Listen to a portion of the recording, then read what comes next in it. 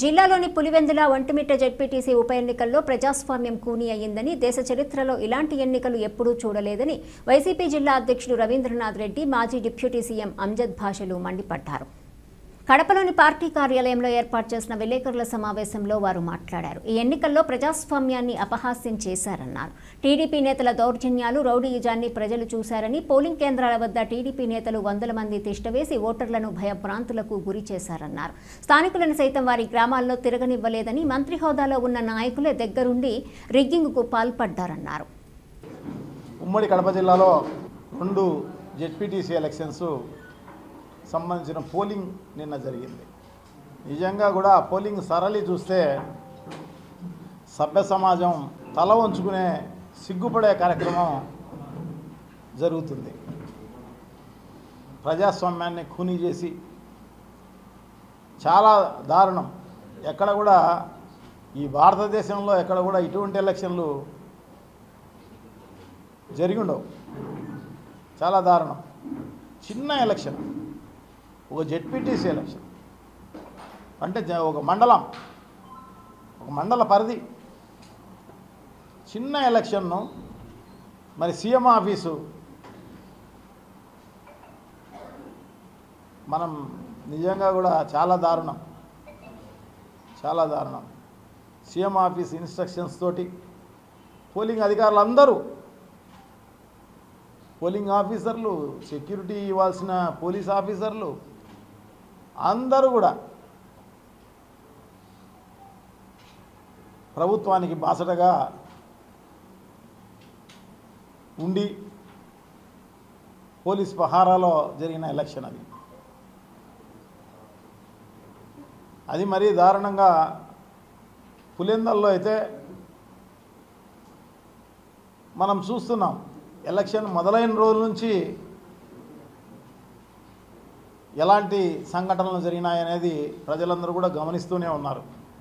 ఒక ప్లాన్ ప్రకారం ఒక భయోత్పాతాన్ని సృష్టించాలి అన్న ఉద్దేశంతో, అంటే ఒక ప్లాన్ ప్రకారం రిగ్గింగ్ చేసుకునేదానికి వీలుగా వాళ్ళు ఒక ప్లాన్ ప్రకారం ముందు నుంచి చేసినట్టుగా ఉంది. సంబంధం లేని ప్రజలను కూడా బైండ్ ఓవర్ చేయడం జరిగింది. నాయకులను బైండ్ ఓవర్ చేసినారంటే అర్థం ఉంది. సంబంధం లేని వాళ్ళను కూడా బైండ్ ఓవర్ చేసి ఓటర్లను కూడా భయభ్రాంతులను చేసే కార్యక్రమం అంతా కూడా చేయడం జరిగింది. ముందు రోజే అంటే ఎలక్షను 2 రోజుల ముందు సాయంత్రం 5 గంటలకు ఎలక్షన్ క్యాంపెయిన్ అయిపోతుంది. అయిపోయిన తర్వాత మేమందరం కూడా మా పార్టీకి సంబంధించిన నాయకులందరూ కూడా ఆ జెడ్పీటీసీ పరిధి ప్రాంతం నుంచి బయటికి పోవడం జరిగిందన్నమాట. గౌరవంగా, ప్రజాస్వామ్యానికి గౌరవించే విధంగా చేయడం జరిగింది. కానీ వాళ్ళు మాత్రం అప్పటి నుంచి బయట నుంచి పిలిపించుకునే కార్యక్రమం చేయడం జరిగిందన్నమాట. ఒక్కొక్క బూతుకు ఒక్కొక్క ఎమ్మెల్యేని పెట్టి ఆ ఎమ్మెల్యేకి తోడుగా దాదాపు ఒక 400-500 మందిని ఒక్కొక్క ఊరిలో వాళ్ళు అప్పుడు తిష్ట వేసే కార్యక్రమం. అంటే ఏదైతే అందరూ బయటికి పోవాలన్నా 5 గంటలకు సాయంత్రం 2 రోజుల ముందు, సో అప్పటి నుంచి ఆ ఊరిలో తిష్ట వేసే కార్యక్రమం చేయడం జరిగిందన్నమాట. మరి బహిరంగంగా బూతులకు ముందే ఒక పెద్ద షామియానా వేసి ఆ షామియానాలో బహిరంగంగా వంట వార్పు అక్కడే చేసుకొని మరీ దారుణంగా, అంటే మాంసం తింటాన్నామని చెప్పేసేసి ఎముకలను మెడకేసుకున్నట్టు అన్నమాట. ఎందుకంటే బిమ్మిని చేయవచ్చు, ఏం పర్వాలే, మనం ఏం చేసినా చెల్లుతుందిలే, మనకు ఛానళ్ళు ఉన్నాయి, మనకు పేపర్లు ఉన్నాయి, సో ఇవన్నీ కూడా ఏం చేయరు, పోలీసులు మనాళ్ళే అని చెప్పేసేసి వాళ్ళు చేస్తూ ఉంటే దాదాపు పులివెందుల 10,500 ఓట్లే ఆడ ఉండేది, 10,600 ఓట్లు. దానికి దాదాపు 700 మంది పోలీసు బందోబస్తు. ఎందుకు వాళ్ళందరూ ఓటేపిచ్చేదానికి కాదు, ప్రజలతో ఏదైనా రౌడీల నుంచి కాపాడి ఓటేపిచ్చేదానికి పోలీసులు ఉపయోగం ఉంటుంది. అది అంటే ఓటింగ్ సజావుగా సాగేదానికి వాళ్ళు ఉపయోగపడే కార్యక్రమం చేయాలన్న ఉద్దేశంతో ఎవరైనా కూడా అనుకుంటారు అట్లనే, అబ్బా పెద్ద పటిష్ట బందోబస్తు బ్రహ్మాండంగా జరుగుతుందిలే అని చెప్పేసి అనుకుంటారు. వేరే వాళ్ళందరూ కూడా చూసేవాళ్ళు. వాళ్ళందరూ ఏం చేసినారంటే ఈ రౌడీ ముక్కలకు తెలుగుదేశం వాళ్లకు కాకి డ్రెస్సు అంటే పచ్చ డ్రెస్సు వేసుకొని మరి వాళ్లకు తోడుగా ఉండే కార్యక్రమం చేయడం జరిగిందన్నమాట. బయట నుంచి వేరే నాయకులు వాళ్ళందరూ ఉన్నారు కదా అని అడగడానికి పోతే వీళ్ళని తరిమేసే కార్యక్రమం, లోకల్గా అసలు తిరిగినిచ్చే కార్యక్రమం కూడా లేదు. లోకల్గా చేన్లకు తోటలకు పోయేదానికి కూడా లేకోకుండా వ్యవహరించిన కార్యక్రమం, బయటికి పోయేదానికి లేకుండా. అదే కాకుండా బైండ్ ఓవర్ కేసులు, దొంగ కేసులు అన్నీ పెట్టినారు కాబట్టి సో వాళ్ళందరినీ కూడా ఊరిలో నుంచి తరిమే కార్యక్రమం చేయడం జరిగిందన్నమాట. ఊర్లో మగవాళ్ళు లేరు, ఆడవాళ్ళు మాత్రమే, అది ముసలోళ్ళు మాత్రమే ఉండడం జరిగింది ప్రతి గ్రామంలో.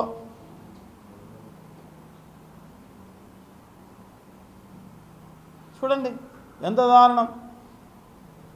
సరే ఎలక్షన్ అనేది పెట్టకోకుండా నామినేట్ చేసుకొని ఉంటే పోయిండు.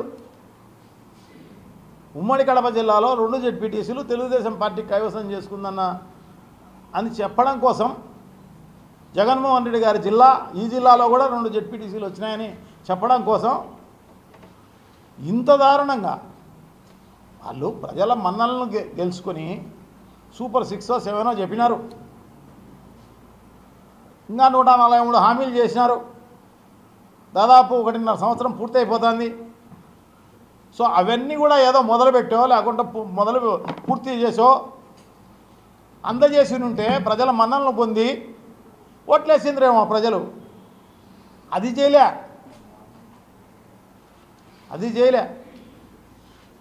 ఈ రాష్ట్రానికి దాదాపు 2 లక్షల కోట్ల రూపాయలు అప్పు చేసి ఈ 1.5 సంవత్సరంలో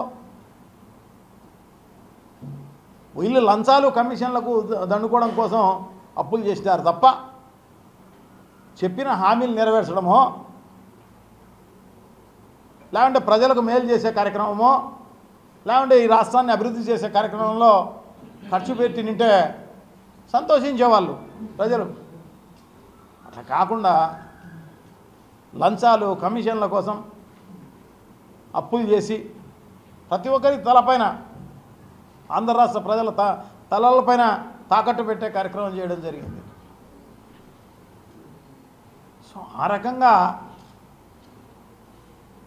వాళ్ళు మన్నలను అట్లా పొందకోకుండా ఈ రకంగా దౌర్జన్యంగా దుర్మార్గంగా రౌడీ మూకలతో ముందు రోజే బూత్ క్యాప్చర్ చేసుకుని అసలు వైఎస్ఆర్ కాంగ్రెస్ పార్టీ ఏజెంట్లే లేరు పులివెందుల్లో ఏ బూత్లోనూ. అంతెందుకు ఆ candidate YSR Congress party candidate మా క్యాండిడేట్ ఓటు వేయలేని పరిస్థితి అన్నమాట. ఆయన ఇంటి చుట్టూ దాదాపు 200-300 మంది తెలుగుదేశం పార్టీ రౌడీ మూకలు అక్కడ తిష్ట వేసి వాళ్ళ ఇంటి ముందర అక్కడ కూడా షామియానా వేసుకొని బయటికి రాకుండా చేసిన కార్యక్రమం. ఇంత దుర్మార్గం. మా ఎంపీ అవినాష్ రెడ్డి గారిని పొద్దున్నే తెల్లారుదామని 4:30కే అరెస్ట్ చేసి మొత్తం జిల్లా వ్యాపితంగా తిప్పే కార్యక్రమం చేయడం జరిగింది ఆయన. ఎందుకంటే ఒక చోటు ఉంటే ఇబ్బంది ఏమో అని.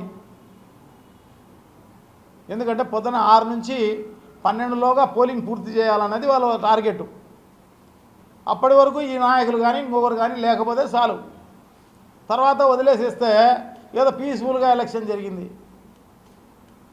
పోలీసు వాళ్ళకు ఫోన్ చేస్తే పోలీసు వాళ్ళు ఏం చెప్తున్నారంటే free and fair election sir, ఇంతవరకు ఎప్పుడు చూడలేము మేము. అంటే మమ్మల్ని అపహాస్యంగా మాట్లాడుతున్నారా మాతో?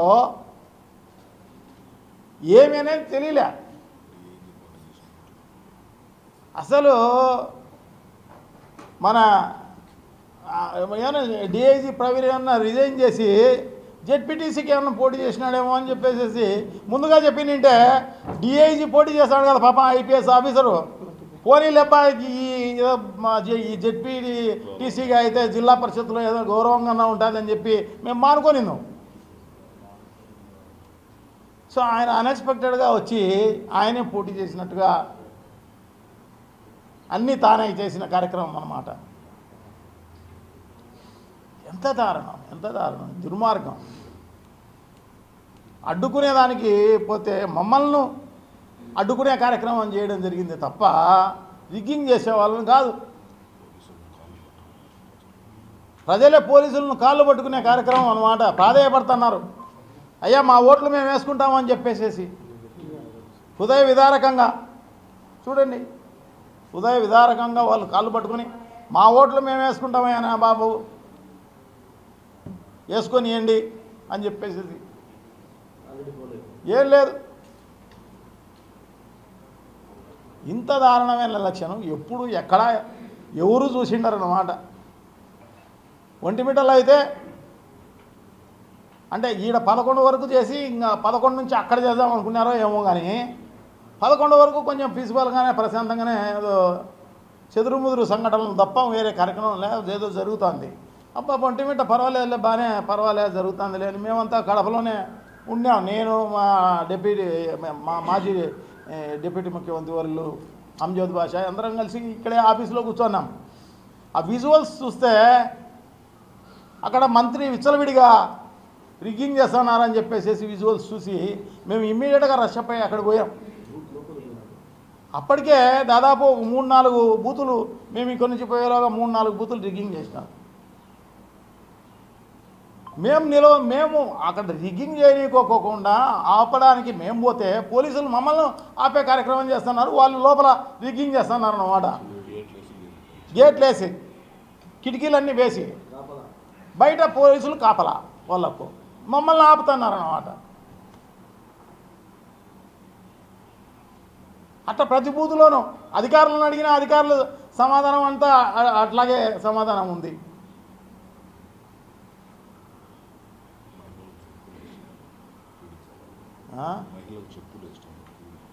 ఒక ఊరిలో అయితే నడింపల్లి అనే ఊరిలో ఒంటిమిట్ట మండలంలో సాలాబాద్లో ఆడోళ్ళు వాళ్ళపైన తిరగబడిన పరిస్థితి అన్నమాట. తెలుగుదేశం వాళ్ళపైన మా ఓట్లు మీరు వచ్చి వేస్తున్నారని చెప్పేసి ఒక ఆమె అయితే చెప్పు కూడా వేసింది. అయినా సిగ్గు ఎగ్గు లేకోకుండా మంత్రి అనే ఇది లేకోకుండా ప్రోటోకాల్ వెహికల్లో విచ్చలవిడిగా పొద్దు నుంచి సాయంత్రం వరకు ప్రతి బూత్లోనూ తిరిగి రిగ్గింగ్ చేసే కార్యక్రమం అన్నమాట. నిజంగా ఎంత ప్రజాస్వామ్యాన్ని ఎంత అపహాస్యం చేస్తున్నారంటే అంత అపహాస్యం చేస్తాను. ఎందుకంటే మీడియా మాకు తోడు ఉంది, కొన్ని ఛానళ్ళు పేపర్లు ఏం పర్వాలేదు, మేమేం చేసినా మా చెప్పరు, ఇబ్బంది లేదు, ఇంకా తిరిగి అవతల పైన బురదలే కార్యక్రమం చేస్తారు.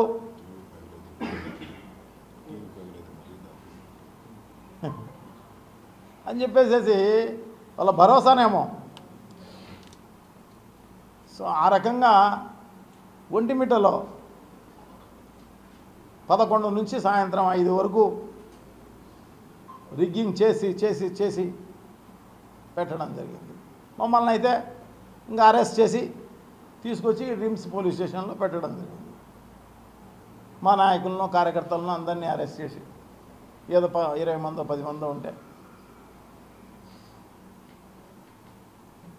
చూడండి, ఇంత దారుణంగా ఇంత అపహాస్యం చేసే విధంగా ప్రజాస్వామ్యమే కూని అయిపోయే విధంగా సభ్య సమాజం చూస్తోందనే సిగ్గు ఎగ్గు లేకుండా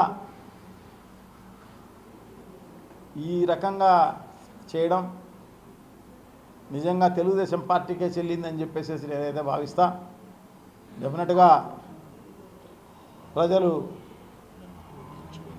బుద్ధి చెప్పే కార్యక్రమం ఖచ్చితంగా జరుగుతుంది. ఈరోజు వాళ్ళ రోజు కావచ్చు, అధికారంలో ఉన్నారు కాబట్టి దానికి టైం వస్తుంది. టైం వచ్చినప్పుడు ఖచ్చితంగా బుద్ధి చెప్పే రోజు ఖచ్చితంగా వస్తుంది. సో ఇది ఎలక్షను, ఎందుకంటే ఈ ఎలక్షన్ అనేది ఎప్పుడో గెలిచిపోవడం జరిగింది వైఎస్ఆర్ కాంగ్రెస్ పార్టీ. ఎందుకంటే జగన్మోహన్ రెడ్డి అంటే ఆ భయం ఎప్పుడు పుట్టిందో తెలుగుదేశం పార్టీకి, అప్పుడే వైఎస్ఆర్ కాంగ్రెస్ పార్టీ గెలిచిపోయింది. మనం ఏం మోసం చేసినాం ఈ ప్రజలను, ఒక్కటి కూడా చెప్పింది అమలు చేయలేకపోయినాం. ఖచ్చితంగా మాకు ఓట్లేరు, మేము ఓడిపోతాం అనే భయంతోనే తెలుగుదేశం పార్టీ వాళ్ళు రౌడీ మూకలను దించి అందరినీ, ఎమ్మెల్యేలను, మినిస్టర్లను అందరినీ దించి రిగ్గింగ్ చేస్తే కానీ మేము గెలవలేము అన్న ఉద్దేశంతో బహిరంగంగా రిగ్గింగ్ చేసే కార్యక్రమం ఎక్కడ చూసిన్నాం. బహిరంగంగా రిగ్గింగ్ చేసే కార్యక్రమం చేసి ఈ రకంగా గెలిస్తే ఒకవేళ ఆ కాగితం ఏమన్నా వస్తుందేమో, మీరు జెడ్పీటీసీ అని. అంతకు తప్పనిచ్చి ప్రజలు ఎప్పుడో నిర్ణయించుకున్నారు ఇది జగన్మోహన్ రెడ్డి గారి విజయం అని చెప్పేసేసి. ఇప్పటికైనా తెలుగుదేశం పార్టీకి కానీ కూటమి ప్రభుత్వానికి కానీ వాళ్ళకు చెప్తాను, డిమాండ్ చేస్తాను, ఇప్పటికైనా మంచి చేసి మన్ననలు పొంది రేపు ఎలక్షన్ పోయే కార్యక్రమం చేయండి. లేకపోతే మీకు బడిత పూజ చేస్తారు ప్రజలు. ఎందుకంటే ఇప్పుడు అధికారంలో ఉన్నారు కాబట్టి ఆ భయంతో కేసులు పెడతారో, జైలుకి పంపిస్తారో, లేకోకుంటే ఇంకొకటి చేస్తారో అని చెప్పేసి భయపడి వాళ్ళు నిన్ను మాట్లాడకపోయి ఉండొచ్చేమో. రాబోయే కాలం అట్లా ఉండదు.